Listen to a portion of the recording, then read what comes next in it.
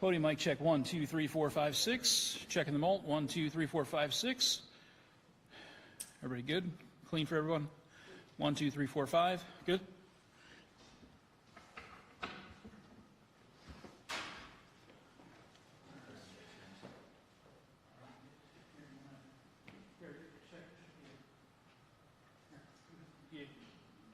Should be this guy, should be 2. PA check 1, 2, 3, 4, 5, 6, 7, 8, 9, 10. 1, 2, 3, 4, 5, 6. 1, 2, 3, 4, 5, 6, 7, 8, 9, 10. 1, 2, 3, 4. Yeah, that's enough. We don't need much. Okay.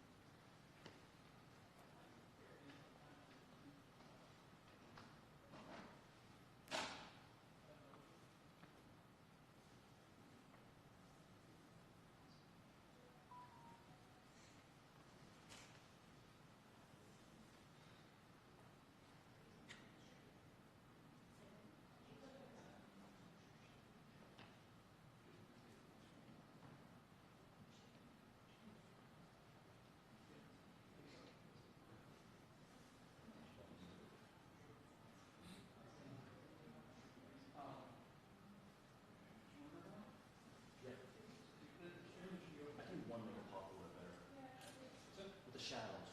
Yeah, what might be inside? I don't know. Stand for a moment.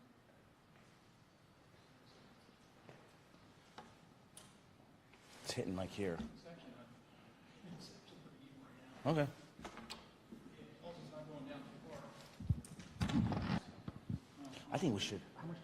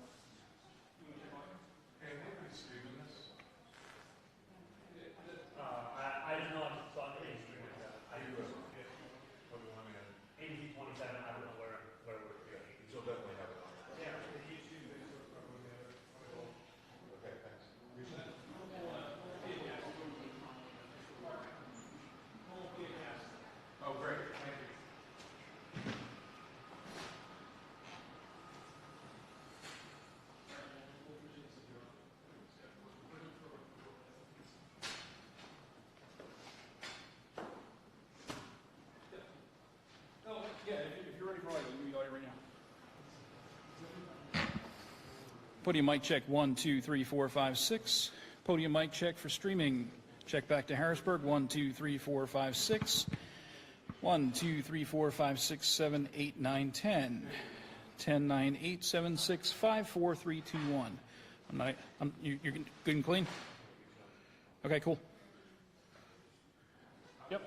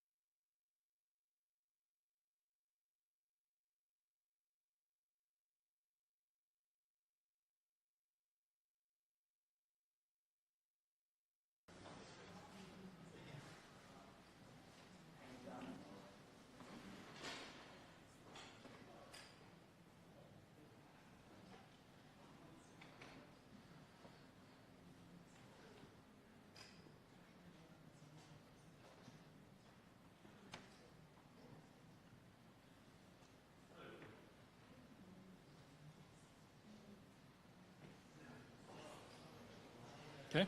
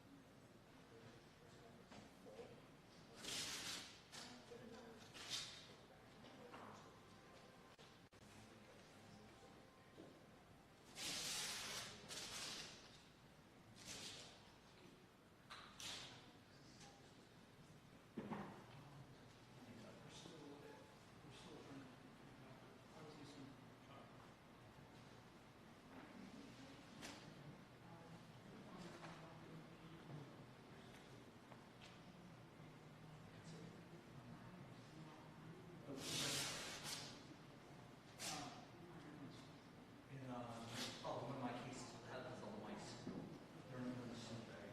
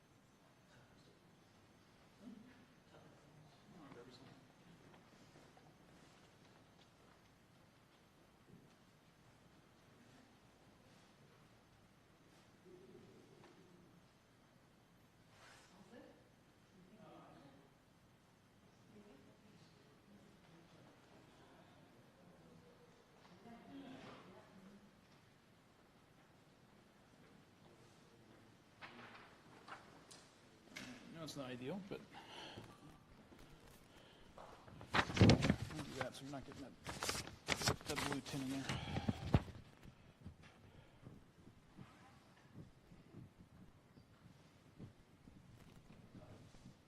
Good. Are we good?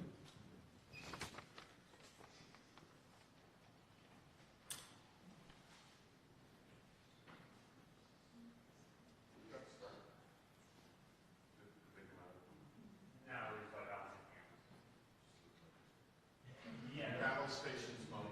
Yeah, it was. Only got a piece of paper for a while.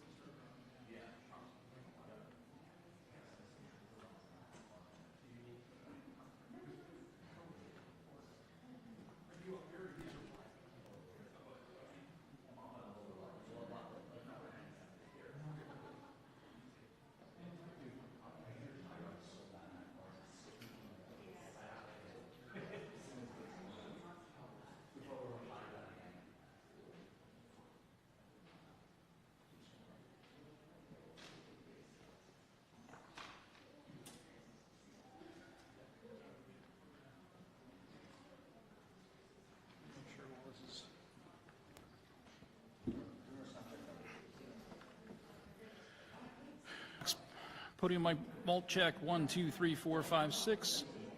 1, 2, 3, 4, 5, 6, 7, 8, 9, 10. Malt is 1. 1, 2, 3, 4, 5, 6, 7, 8, 9, 10. 2, 3, 4, 5, 6, 7, 8, 9, 10. 9, 8, 7, 6, 5, 4, 3, 2, 1. Anyone else need a check? 1, 2, 3, 4, 5, 6, 7, 8, 9, 10.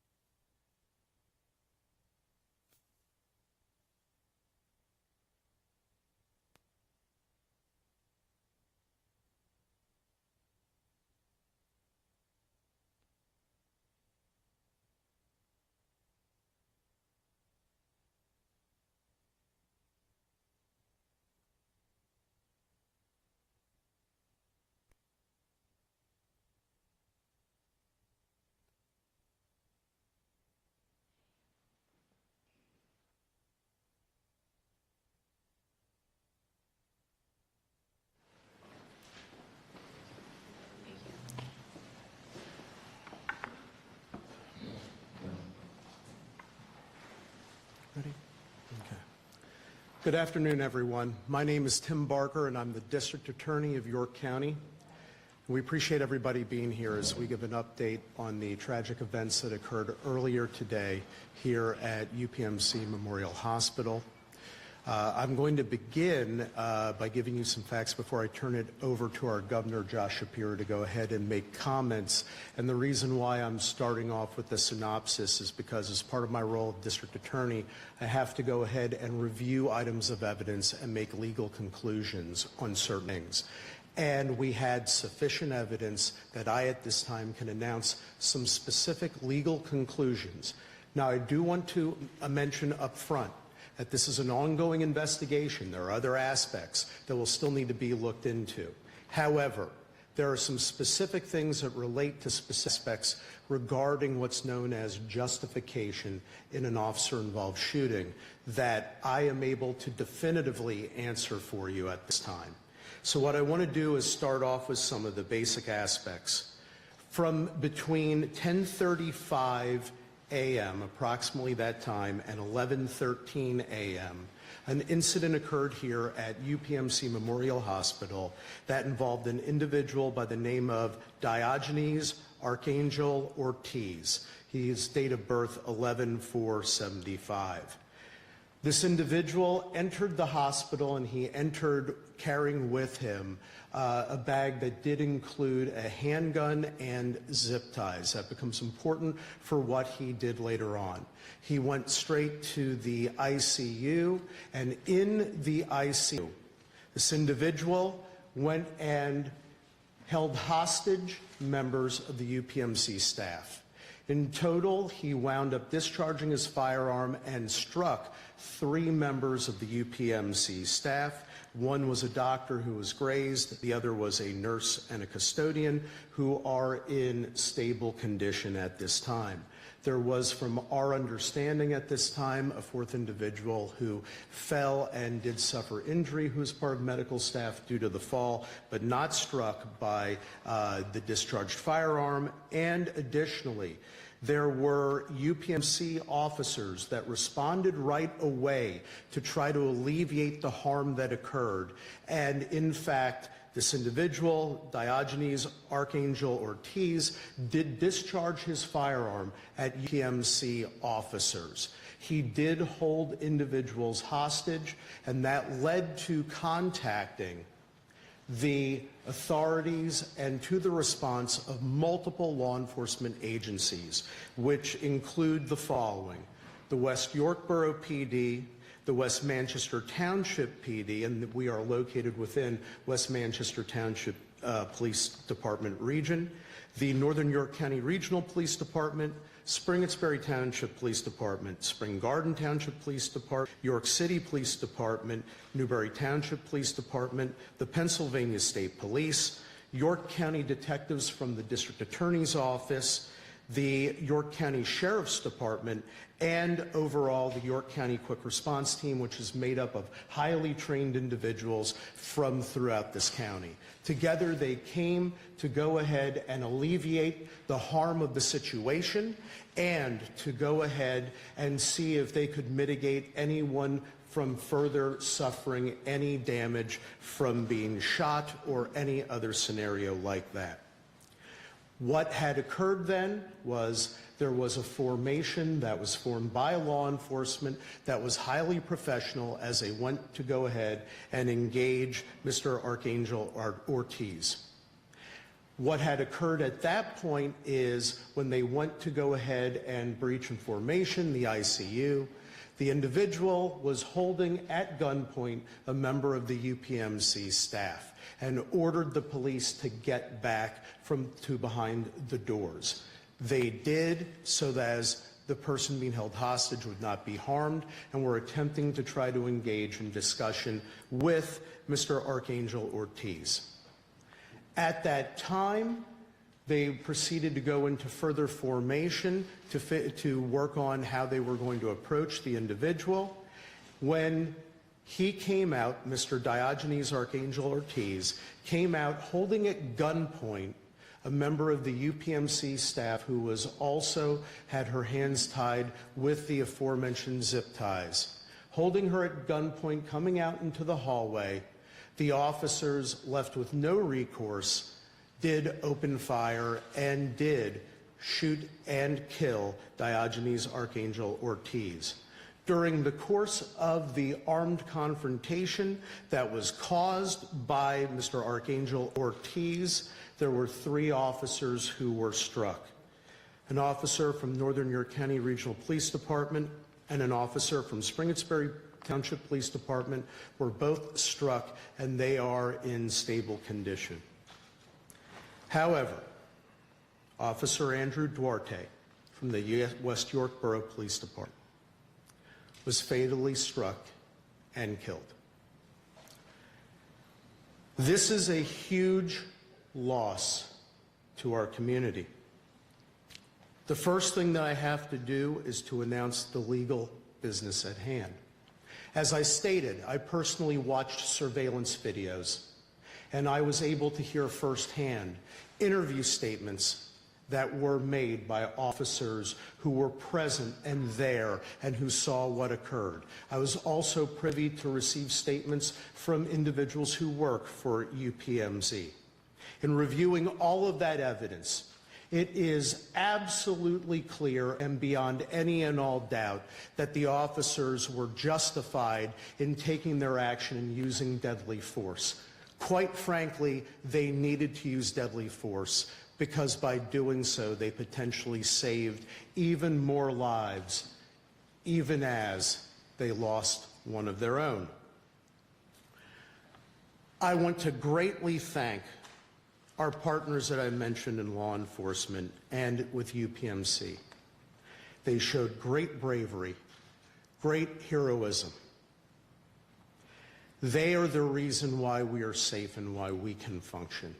And as York Countyans, they are the backbone and lifeblood of our county. We need, as York Countyans, to come together to support our law enforcement community who is hurting right now with the loss of Officer Duarte. And we need to rally around our healthcare workers in York County as they have suffered a grave harm, an unwarranted harm, and an unnecessary harm. I will say that this did appear to be targeted at the ICU. We do have, and while this information is being developed further, I can say at this time that Diogenes Archangel Ortiz did appear to have contact previously in the week with the ICU for a medical purpose involving another individual. Information regarding all of that is going to be generated further in the future. We do not have any further information to provide at this time. But obviously, if you are arriving at a hospital with a firearm and zip ties and immediately proceed to a specific area and engage in these actions, that this was targeted on the part of Mr. Archangel Ortiz. My heart, along with everybody else in York County, breaks. In 27 years, it's been very rare that we've had to have a press conference like this in York County. We must come together and we must achieve peace. And please pray for everyone, and especially pray for the family and loved ones of Officer Andrew Duarte. May he rest in peace. Job well done, life well served. And with that, I'd like to turn it over to Governor Josh Shapiro. Thank you, Mr. District Attorney. Let me say that here in York County today, we saw the very best and the very worst of humanity. The District Attorney laid out the worst of humanity, the act of a coward here in this UPMC Memorial Hospital.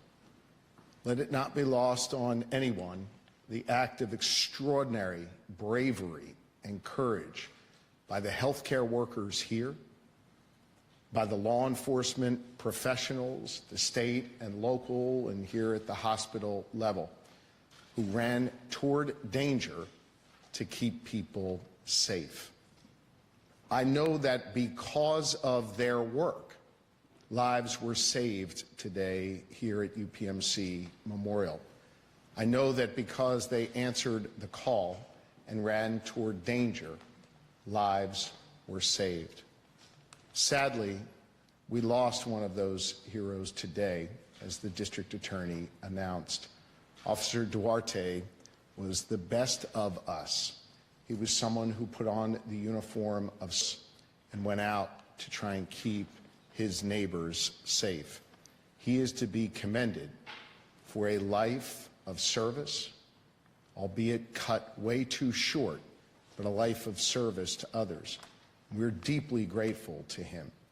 We're deeply grateful to all of law enforcement who answered the call today and ran immediately toward danger.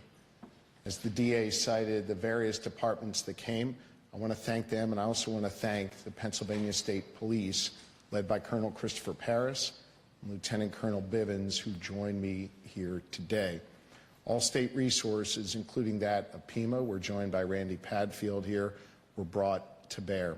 This was an example of government working together at all levels. I want to thank Senator Kiefer and Representative Grove, who are with us.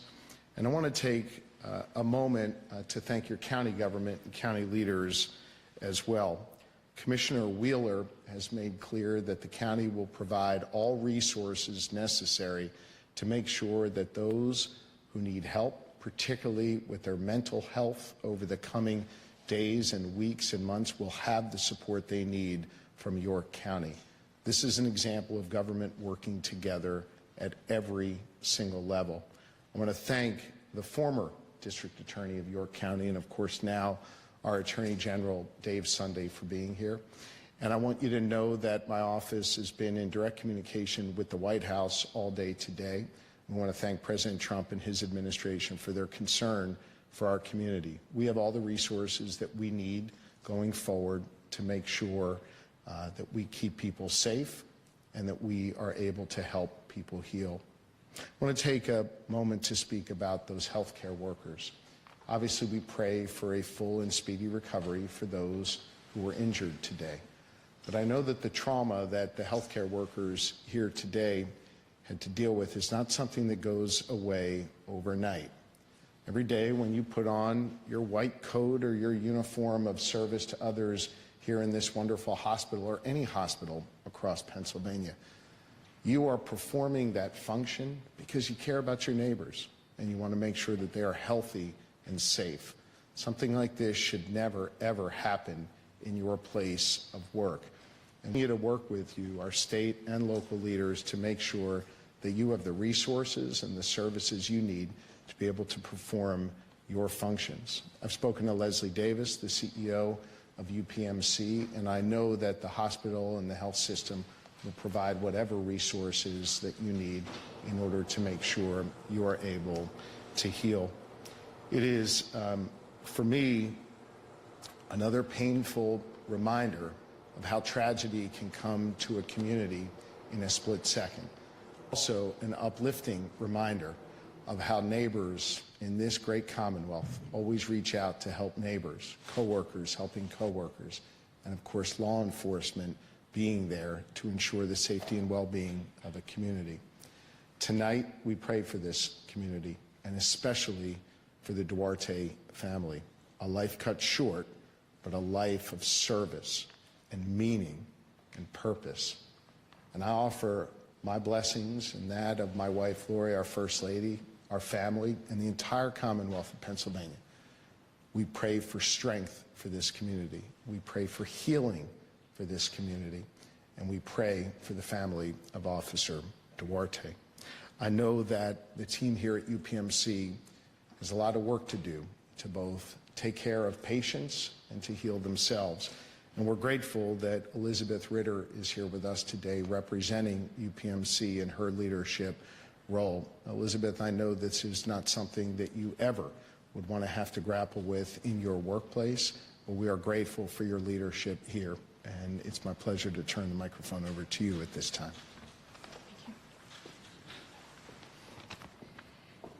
We're grateful today to all law enforcement officers who responded so bravely, as well as our outstanding leaders and staff who immediately responded and continue to work together to support our employees, our patients, and their families.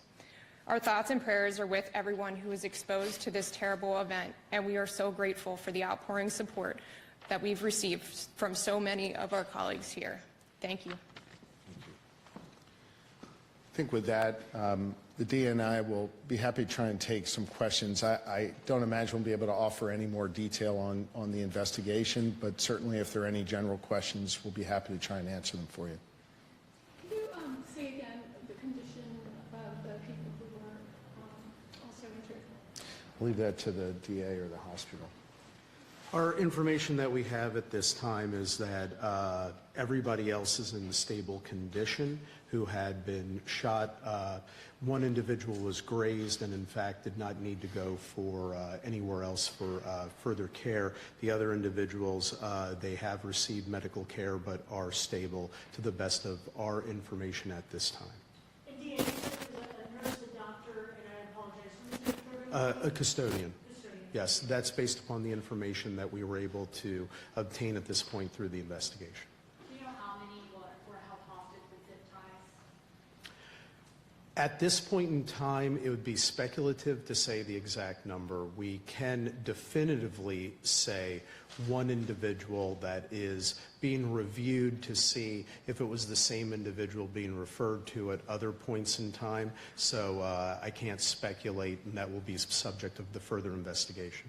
Do you know what kind of firearm was used? This would have been a handgun, a semi-automatic, if I recall correctly.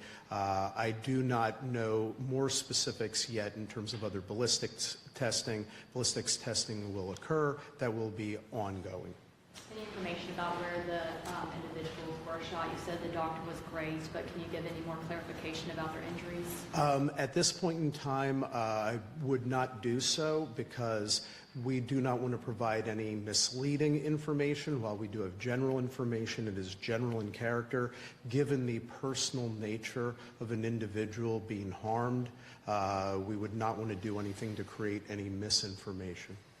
Did Mr. Ortiz shoot anyone, or were the other people who were shot possibly shot as in the process of sort of a friendly fire scenario? So at this point in time, there's aspects that are part of an ongoing investigation in terms of certain situations and scenarios.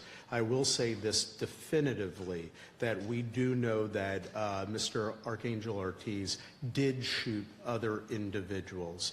The exact trajectory and nature of some of those gunshot wounds and how they occurred, that is subject to the further investigation.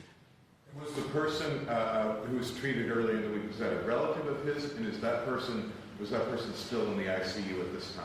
So for purposes of privacy, until we're ready to go ahead and reveal those further aspects, we're not going to comment further. We do have information regarding that individual, but quite frankly, that individual's family, their relatives, there's notifications that would need to go through this way. So we would prefer not to say anything further about that at this time. We're trying to be very respectful to the sensitive privacy interests and nature of what all had occurred.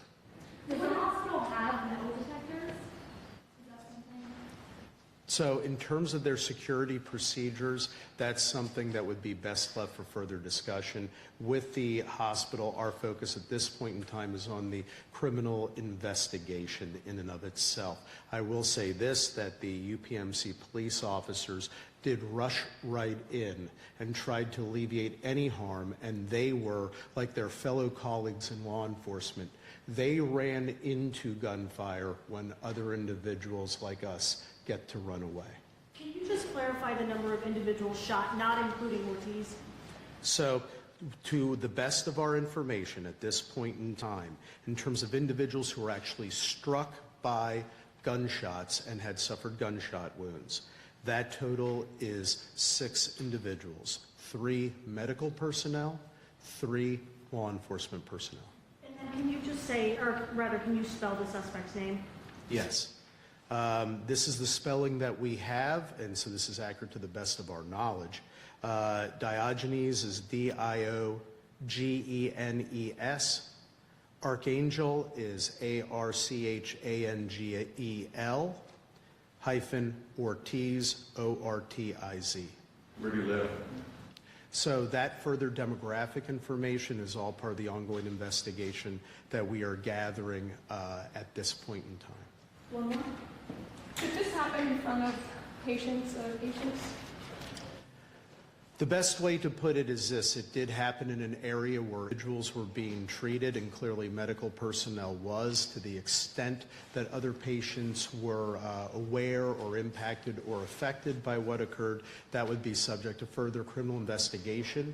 However, one thing that I would note, that is not information that we would necessarily want to so readily share, because again, these are private patients who have very, very heightened privacy interests that we would want to make sure that their well-being is secured.